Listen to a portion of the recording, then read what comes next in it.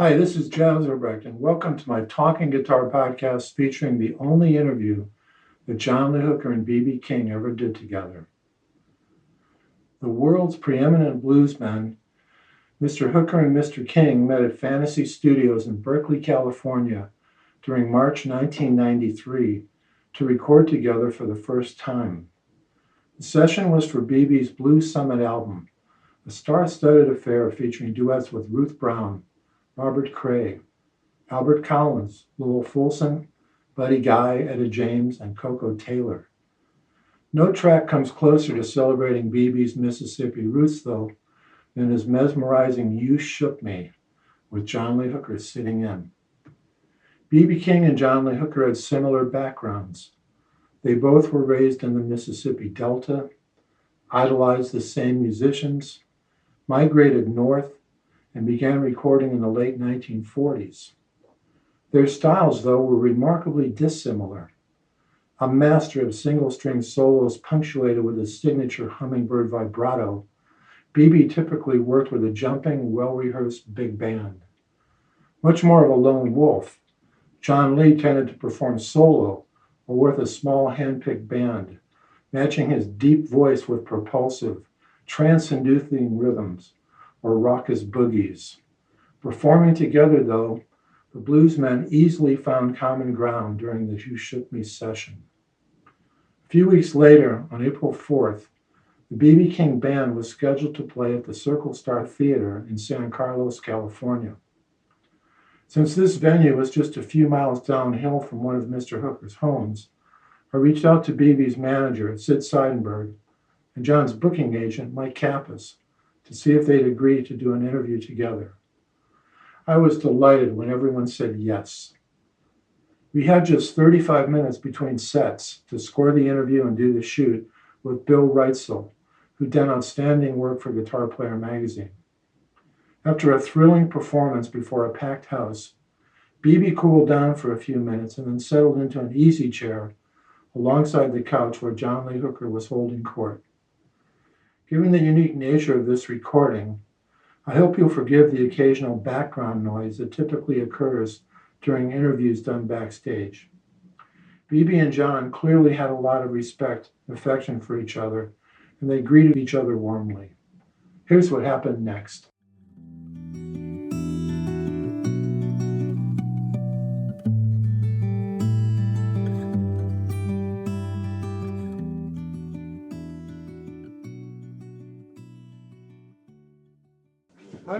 How did you wind up playing on a record together finally after all these years?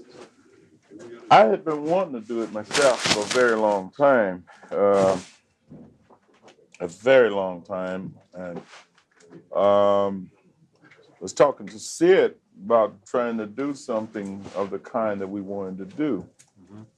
And that's when Sid started talking to John's manager and some of the other people. The producer was Denny Diante and Andy McKay from MCA. And after I told Sid about it, he started talking to John's manager, and it went from that. I was just so glad that John consented to do it. John, was he hard to work with? Just like take a can up on my baby. Something I've been wanting to do for years and years. We come up together.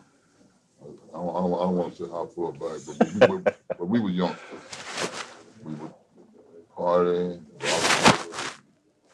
something I dreamed of. I wanted to sit down with this man, just side to side, face to face, and just play. He was such a tribute to me. Something I'll be with me until the day that I go, knowing to be with one of the greatest musicians alive and the famous person alive and one of the nicest persons. He just was out there around for people to talk. Yeah. And we used to all the time, he asked me about him, I said, well, he's such a nice gentleman. He's going to be able to talk to anybody, anywhere. Yeah, he's not the kind of person to run, duck, and hide from his fans. That's what I like about him. Yeah. And so I was so glad to sit down. So I said, well, here's the two masters. Here's what? Two masters. You know what a monster is? A master? A monster. Like two great men. Between the two of you, you've done more blues recording than any artist in history, I think. Well, I would think so, At but least John, after the war. I think John have did many more than I have. oh yeah, I have. I think because I did a lot more. And see, John was playing when I was plowing. Is that When right? I was still on. What is a plow? Yeah, You down there in Illinois. I was still in Indianola, just come to Memphis, and John was making records there.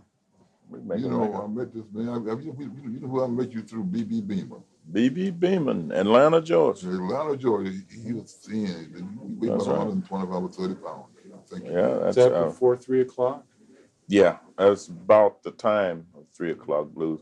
I'd made about 6 records before 3 o'clock blues. I think about 6 or 7. Well, Yeah. actually, I'd made the sides because the first 4 sides I made was for Bullet. I made them for Bullet Record Company out of Nashville.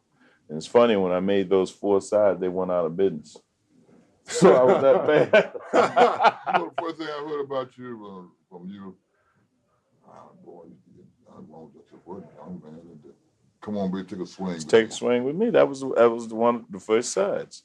One of the first 4 sides I ever made. Take a swing with me. Mm-hmm. Yeah. Then after that, I recorded several other tunes. Then I'd been listening to Lowell Fulson. I got his 3 o'clock blues, and when I did that, that was the one that did it. Yeah. Yeah, because I love the Lord Fulson. I still do. Yeah. But every day I have the blues. He really did a good job. Yeah, you know, a lot of people don't know it, but after Memphis Slim wrote it and recorded it, Lowell Fulson, the first one, ever made a hit on it. Sure, he was the first one. First one ever made a hit on it. Really, he was the first one I really heard. That made you know Every Day Out on the Blues. That's Yeah. true. Yeah. Because I don't think Memphis Slim called it Every Day Out of the Blues. He called it something else, but it was the same lyrics. It was the same thing. Mr. King, when you hear Mr. Hooker's music, do you hear the Delta? I don't think of John as a lot of people do. I think of John Lee Hooker as John Lee Hooker. And he plays the blues like I've heard him when I first started to play. And he still plays them. He plays the blues like John Lee Hooker does. Nobody does it. It was 2 or 3 people that I knew before.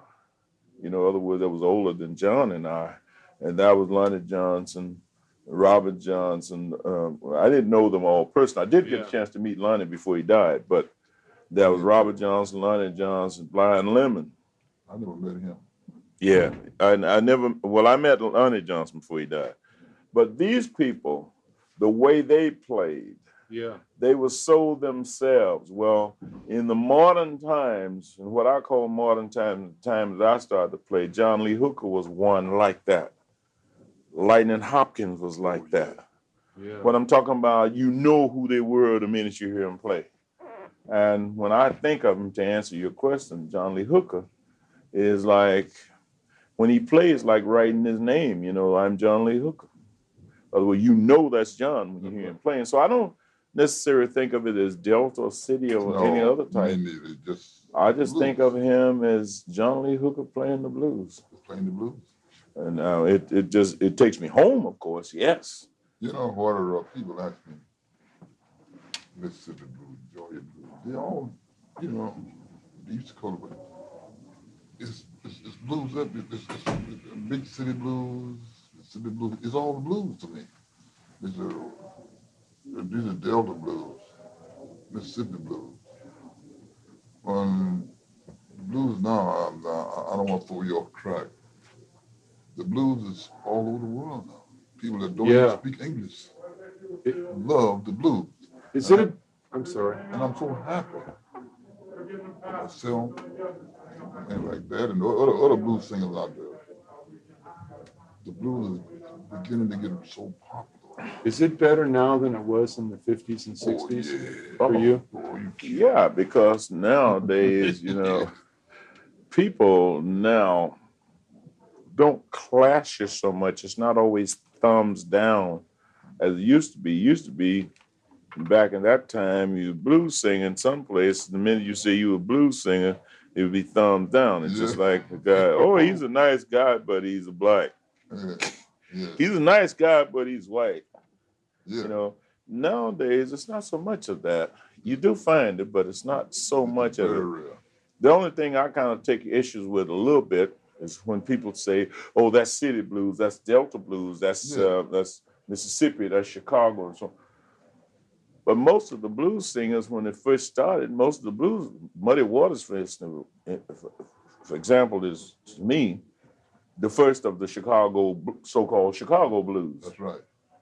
So many of the people that went, like Muddy left Mississippi and went to Chicago, John left and went to Detroit. Right. I left and went to Memphis. So we were still migrating, and wherever we went, our identity was pretty strong, like Muddy's was. Yeah, right. And people surrounded. So you had a lot of the new guys to be born and came and started to play later.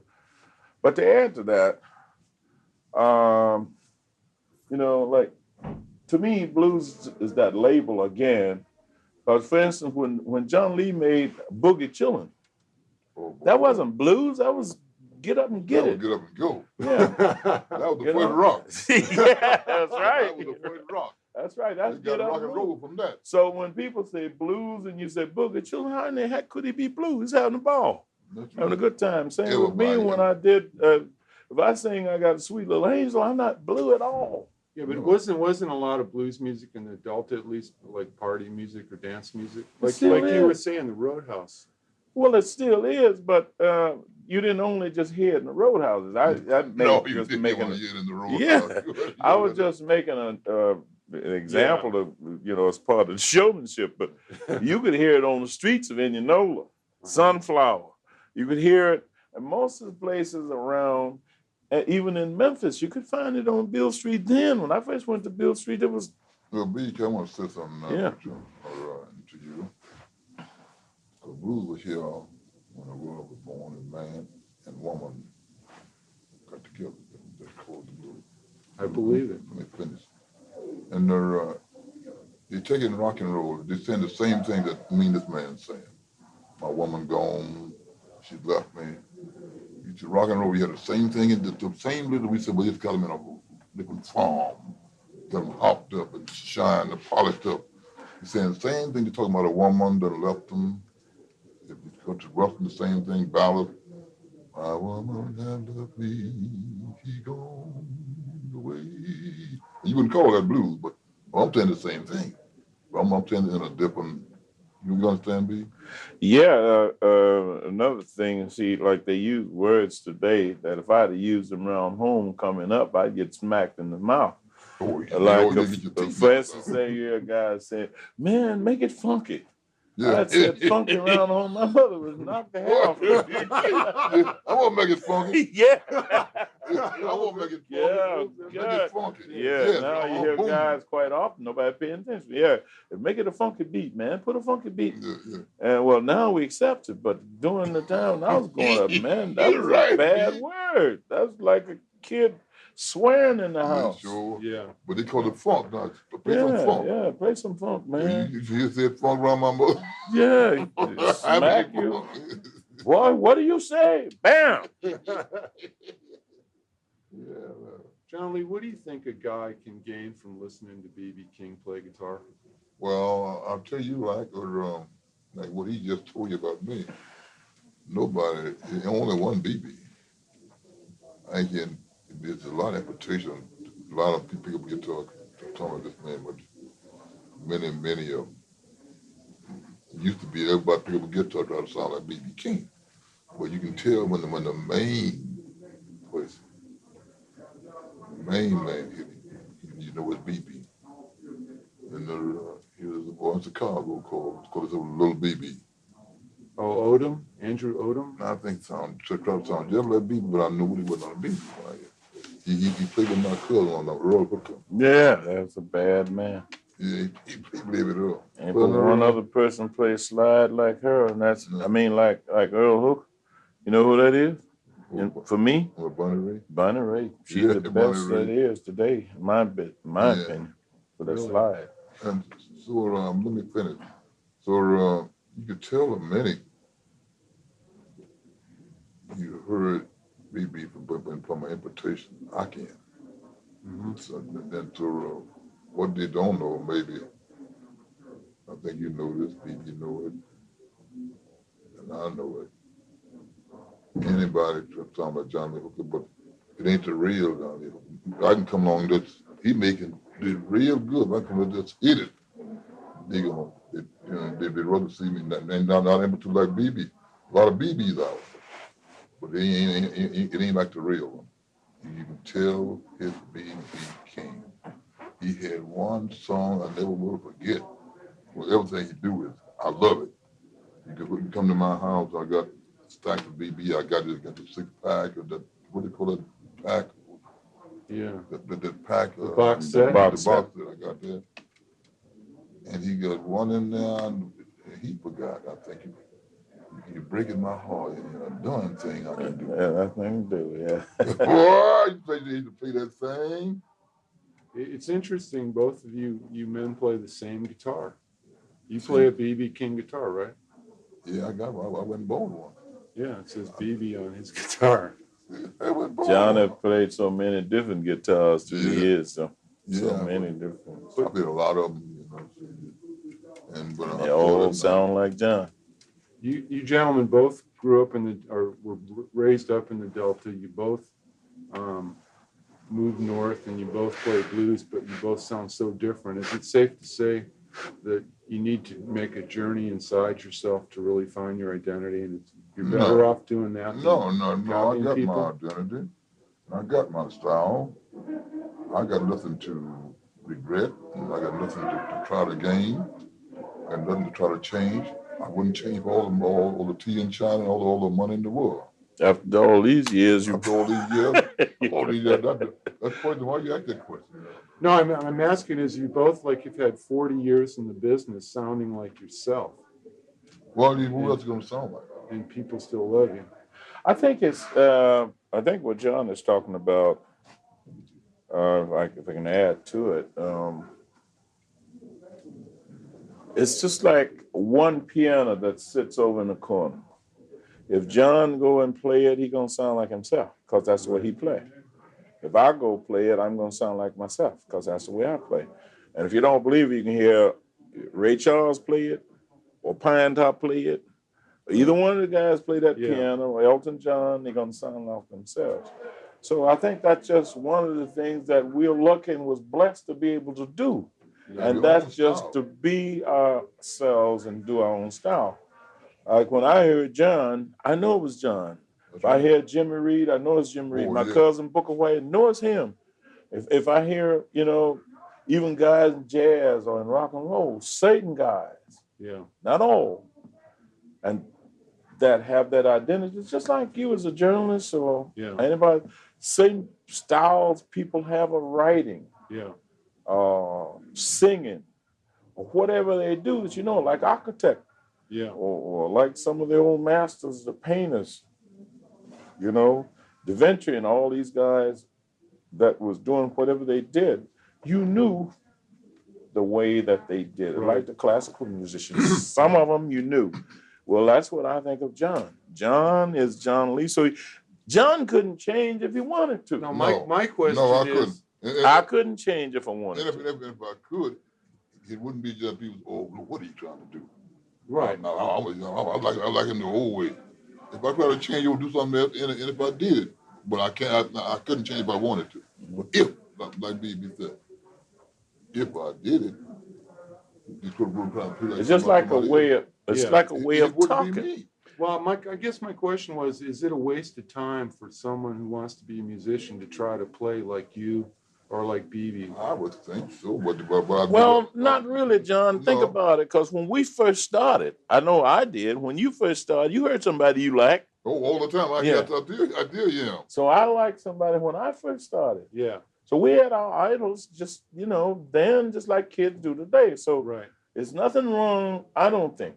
It's a lot of listening to or trying to play like. Right. in the beginning. But then as you learn, you start to think that Get your there's own style. already one of those. Uh-huh. That's right. So you try to play as you play. Oh, I see. Don't play like Jimi Hendrix or Right. B.B. King or somebody. Play like you know. As you feel as you yourself. feel and as Yeah. yourself. Put you in it.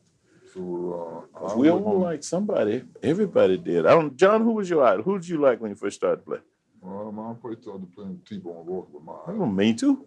that was my idol. Well, I used to follow him like a little puppet following his mama. Yeah, me He too. followed- I tell you somebody else I like. I was crazy about Lowell Fulton. Ooh-wee. Lowell Fulton I like. Every day I had the blues Yes. and the blues. Even before that. Blue Shadows Falling. Yeah. And John, Lonnie Johnson. Mhm. Oh, man. I was crazy about it. Lonnie Johnson and Blind Lemon. Those were my people. Along with T-Bone Walker. He sang, but it didn't sound like blues. It did sound like deep blues. What would you call it? I don't know. I don't know. He was so versatile. He did some of all of it. Yeah, Lonnie yeah. Johnson. Lonnie Johnson. Now, most of the kids today are crazy about Robert Johnson. Now, I think Robert was great. I think it was really great, but he wasn't my idol. No, he wasn't mine either. Why do you think Robert Johnson had a gold record in 1990? Well, that's from the same thing I just got through saying. Johnny Winter swears on him. Uh-huh. He said that's the greatest thing ever happened. I mean, that's what he told me. You know, And a lot of the kids, crazy about it because they said it's authentic. it's authentic. But how could it be any more authentic than Well, either of you? let's put it like this: the man had been out of existence so long that when he did come out, they really built him up a lot, just talking and writing about it, doing this. Then when they did put it out, everybody, went for it. Wanted But to they hear getting it. so much publicity. There you go. You just hit it. Publicity? Yeah, of course. So much publicity. Do you like his music? Some of it? I'm like B.B. I'm not a fan of his, No. but I listen to it. And I like some of the things he did. I like him, but he just wasn't. I didn't idolize him like I did Lonnie Johnson. Yeah. Lonnie Johnson and T-Bone Walker. T-Bone Walker, yeah. I would have dusted his feet if you had said so. You know what happens in a lot of cases, thanks to you, your magazine, a lot of other people that do things like that. But for example, we'll take John. John has been great since I first heard him. He was doing great things all the time, but he couldn't get the publicity. That's right. Couldn't get the publicity until he got this manager you have today and Bonnie Raitt. Yeah, but When you did this those man things, right there. yeah. Okay. So that was the same thing with me when my manager's name Sid Seidenberg. So when Sid and I got together, that's when things started to change. Otherwise, he made it be. It was, gosh, if you didn't have as great as Bonnie Raitt is, I've known her all her career. As great as Robert Cray and a lot of the people we hear, Roy Rogers, a lot of the people here today, as great as they are, John has been like that before they were born. Yeah. That's true. You understand? But thanks to John's manager and other people that know how to package it, Reach out. now the people that knew Robert, knew Roy, that knew Bonnie, and many of the people now can hear John. So, be like a guy told me not long ago, he said his son came home and says, Daddy, you got to hear this guy I just heard. And his father said, he said, well, who is his son? Well, you wouldn't know him. Before you would know anything about it. He said, well, who is it, son? He said, you just got to hear B.B. King. You just got to hear him. So his father said to me, he said, son, long before you was thought of, I was listening to him. He said, yeah, but Dad, but you don't know things about things like that. That's just new. And so it's the same thing, I think.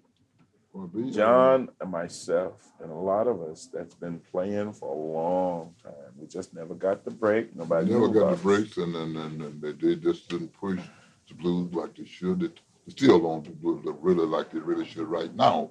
but they push it more, and they used to just push it under the cover. Does doing stuff with rock stars make a big difference? Oh yeah, of course. That when I mentioned Bonnie Raitt, I was it's like U2 and myself. Uh-huh. You know, B. If had it not been for U2, a lot of people would know. But thanks to Sid, Yeah.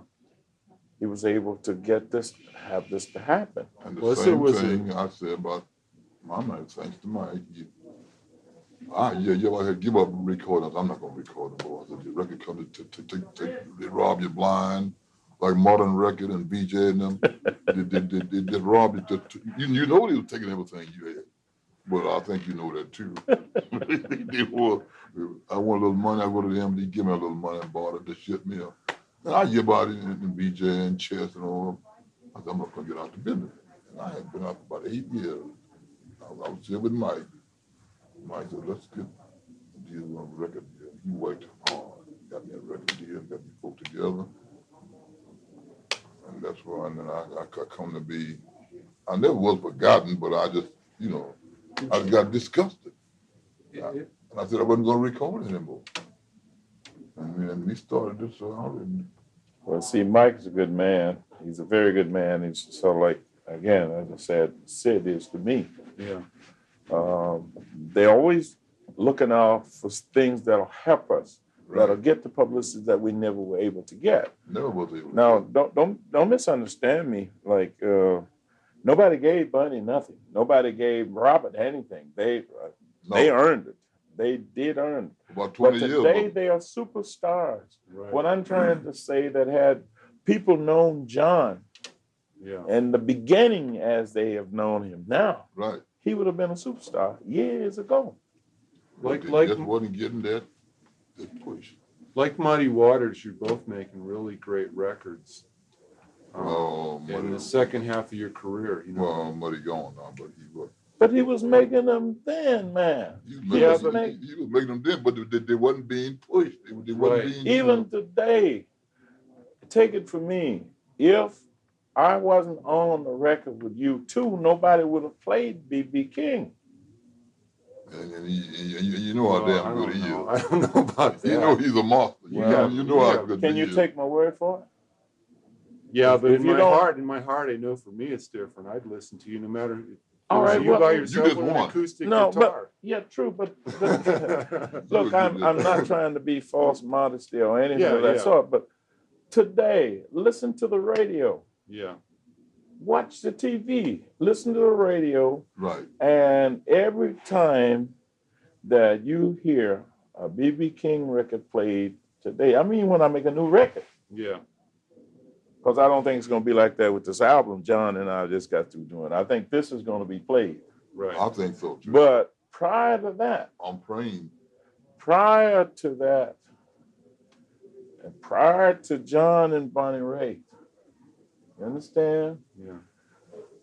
I bet you wouldn't hear a John Lee Hooker record played. I don't think so. I don't think so either, B. Like I used to say, I have to eat my words. So I said that if I ever had a record played on MTV, I would eat the cover. Yeah, you had a lot of them played on that. No. You think CDs are small, huh? Yeah, right. So I had to eat my words because they did play me with U2. Mm-hmm. We did, when Love Come to Town, and they played it. And I said, well, I'll be darned. I might as well go start eating.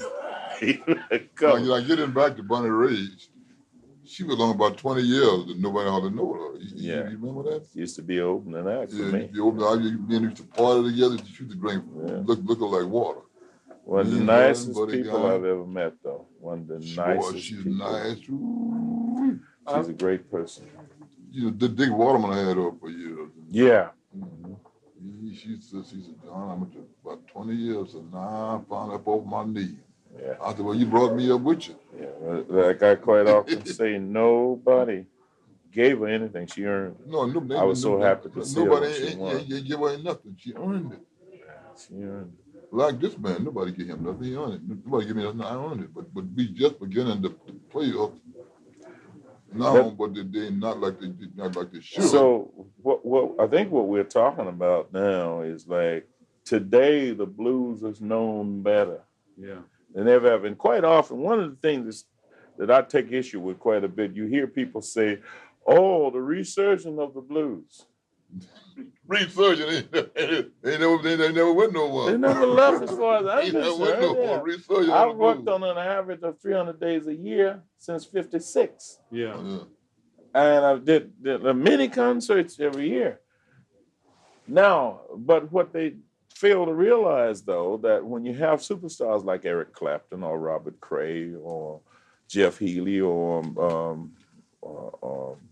Stevie Ray Vaughan, now when they came on the scene, they had their new thing going, and they played the blues, so that made a difference. Mm-hmm. But they hadn't left nowhere. Just each time we got a new disciple.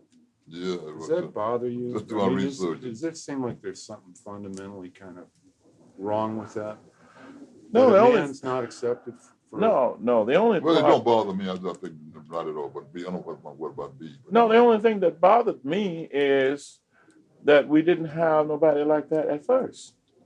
Yeah. That's right. That was the thing that bothered me, is we didn't have anybody like that at first. They wasn't recognized. So today to find that we have some people that's playing the blues and not ashamed to say it, Right. Yeah. And then they had the right people to push it. Like that today makes me happy, like Yeah. my very agent. happy. So the people, when I say today, we got superstars. John's a superstar today. You know, I made some record BB. I know could have been that old stuff we did. Yeah. Because there's like a lot you of said, good stuff now. It should have been. When you did Boogie Chillin', man, everybody should have known about it. Yeah. Do you remember? And Boom Boom, Yeah. Dimple, stuff like that. John Lee, do you remember what you were thinking about when you wrote, or how Boogie Chillin' came to be? Well, Do you remember creating that song? Yeah, I do. I used to hear my stepfather when I was a kid. And I saw I got it from him. And stuff like that. Boom, boom, boom, boom, boom, boom, boogie, stuff like that. But it's a different thing. Yeah, I do remember it. And when I got able to do something like that, that rested in here, because I used to hear everything I do is direct from Will Moore, my stepfather.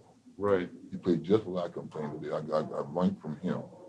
He played that kind of stuff, foot stomping and Open G. Yeah, and Mama Don't Lie Me, stand all night long. They out all night long. But Boogie Chill and all that kind of stuff.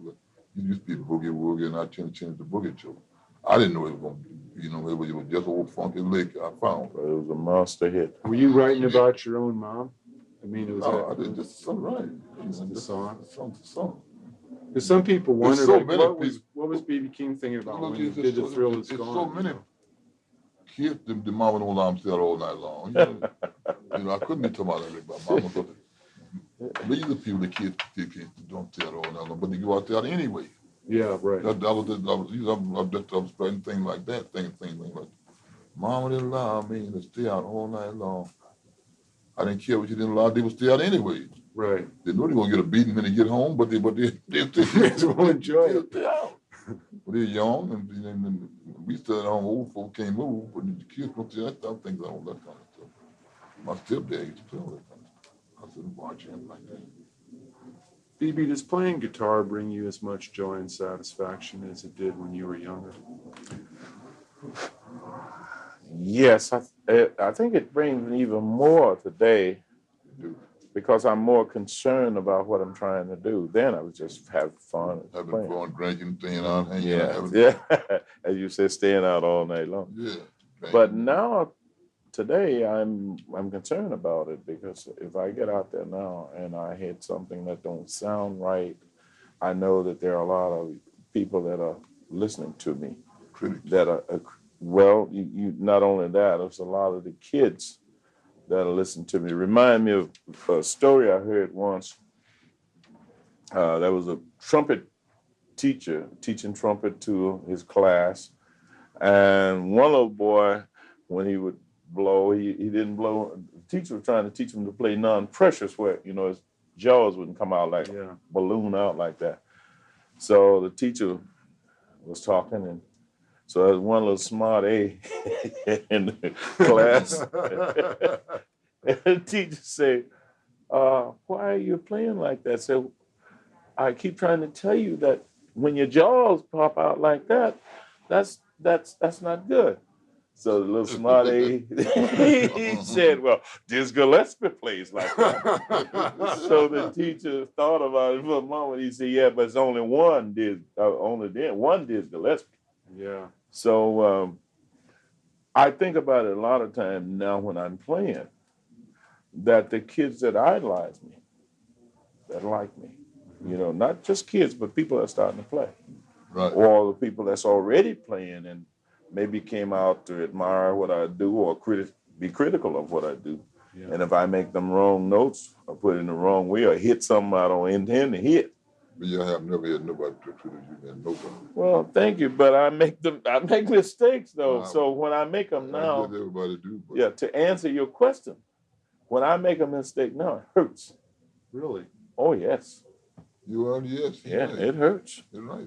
Because I'm supposed to be professional. That's what I think to myself. I'm supposed to be professional, supposed to entertain. I'm supposed to rehearse, practice enough to not do that. But some people, when you make a mistake, it really bothers you. But people in the audience, sometimes they don't even notice. They're so excited about looking at him. but he know it. Yeah, that's what hurts. But you know you made a mistake. But out there, you don't. And that hurts, don't it? Yeah, that's right. That's right. They may not know, but you know you made that mistake. You looking back at it. I look back at the fellas, I kind of smile, you know. But they know I did it. And but when you can execute, you know, and you're able to run it into something else. It's like if you, like you and I say we talking and we got a male conversation going on, and all of a sudden a lady walks in, you got to change it into something else. That's the way it is with playing. I got to run. Can we do a quick photograph of the two of you together? Yeah. Okay, let's do it. This is the biggest, you understand what I meant? Yeah. So that's what happens. So this probably going to be on my album cover, I hope so. It's going to be on a magazine cover that's going to come out in a lot of different languages all over the world. Is this the first interview you've done together? Yes. Yes. Very first. I did with a lot of people, but first I ever did. Very first. This is really an honor. I couldn't wait for the night. It's an honor for me.